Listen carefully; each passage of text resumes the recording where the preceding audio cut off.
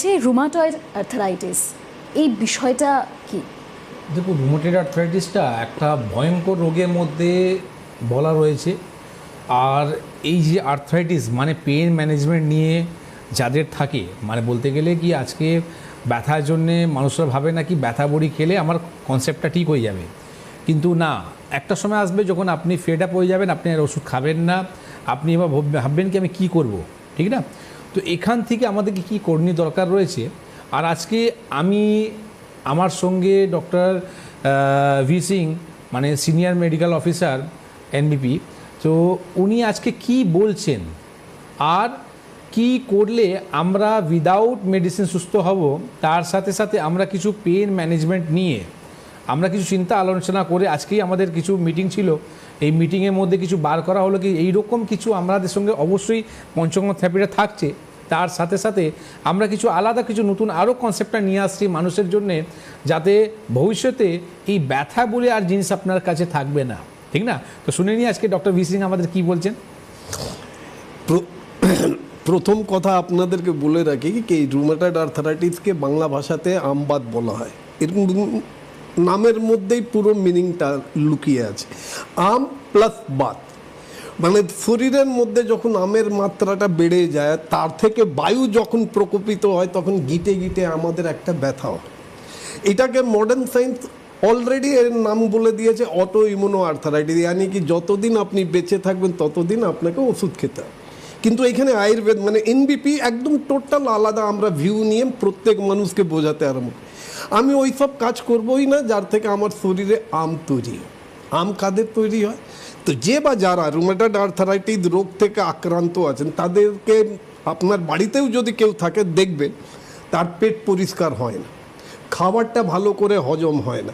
কেন কি এইখানে মেন ডাইজেস্টিভ ফায়ার যদি আপনার উইক থাকে, আপনার জঠরাগ্নি যদি আপনার কমজোর থাকে, তো আপনি যা খাবেন ওটা হজম হবে। আর একটা সবথেকে দুঃখের ব্যাপার কি জানেন, আমাদের শরীরের মধ্যে কোনো ফ্রিজ নেই। একটা খাবার খেলাম, রান্না করা খাবার খেলাম, ওইটা আমার শরীরের মধ্যে যখন যাবে আর ও যদি হজম না হয়, তাহলে ওইখান থেকেই বিষ তৈরি হতে আরম্ভ করে, যাকে আমরা ইংলিশে টক্সিন বলি, আর আমাদের ভাষার মধ্যে এটাকে আমরা আম বলি। দেখবেন যাদের পেট পরিষ্কার হয় না, তারা বেসিক্যালি যারা রুমাটয়েড আর্থারাইটিস রোগ থেকে আক্রান্ত থাকেন, তাদের মানে এই প্রবলেমটা থাকবে। যারা টাইমলি খাবার দাবার খায় না, সকালবেলার যে জল খাবারের টাইম, মানে সকালবেলার জল খাবারটা আপনি যদি 11টা নাগাদ খান, লাঞ্চটা আপনি যদি 3টে 4টে নাগাদ খান, এবং ডিনারটা আপনি যদি 12টা নাগাদ করেন, তাহলে এর থেকে আমাদের জঠরাগ্নিটা উইক থাকে। এই জন্য আমি প্রত্যেক মানুষকে বলবো, যেখানে মডার্ন সায়েন্স বলছে এর কোনো ট্রিটমেন্ট নেই, কেন কি even they don't know autoimmune arthritis ওরা এই জন্য বলে, কেন কি ওনারা সবাই বলে দেন কি এর কারণটা আমরা জানি। বড় বড় মাল্টি স্পেশালিস্ট হসপিটালেও আপনারা যান, দেখবেন রুমাটোলজিস্ট ডিপার্টমেন্ট, বিরাট বড় রুমাটোলজিস্ট ডিপার্টমেন্ট আছে, কিন্তু কোনো একটা মানুষকে আপনারা দেখাতে পারবেন না কি তারা ওইখানে ট্রিটমেন্ট করিয়ে ওরা ভালো হয়।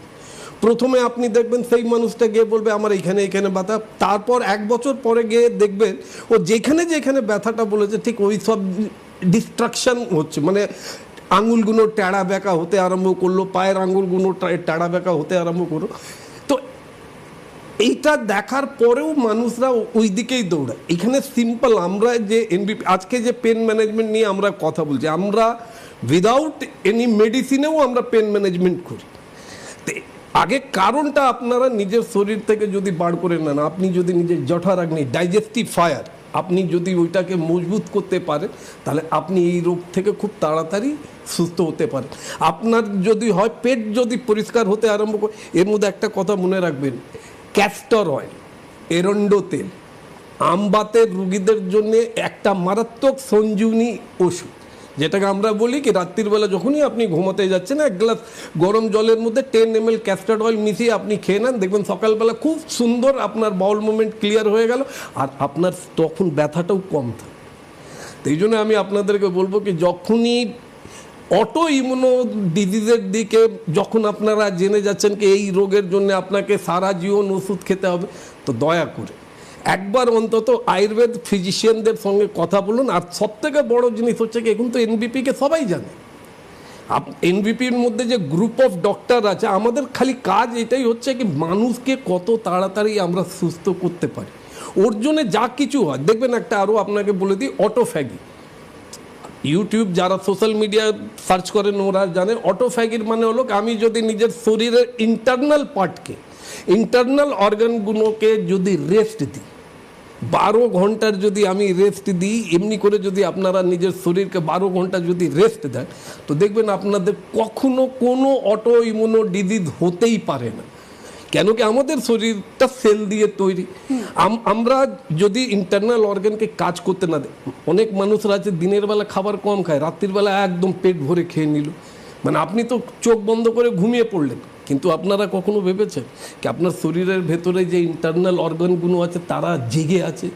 কোনোদিন আপনি 24 ঘন্টা 32 ঘন্টা জেগে একটু কাটিয়ে দেখুন, আপনি নিজেই দেখবেন কি আপনার শরীরটা, আপনার মন মেজাজটা কেমন হয়ে গেছে। ঠিক ওইভাবেই আমাদের ইন্টারনাল অর্গানগুলো, ওদেরকে আমরা যদি রেস্ট না দিই, এই জন্য আমি প্রত্যেক অটোফ্যাগি মানে হলো 12 ঘন্টা আপনার যা ইচ্ছে তা খান, সকাল 9টা থেকে রাত্রির 9টা অবধি, কিন্তু রাত্রির 9টার পর থেকে সকাল 9টা অবধি একদম কিছু খাওয়ার দরকার নেই। আর যদি খিদেও লাগে আপনি যে কোনো উষ্ণ গরম জল আপনি খেয়ে নেবেন, দেখবেন খুব সুন্দরভাবে আপনি ভালো হতে পারেন। একদম একজন দর্শক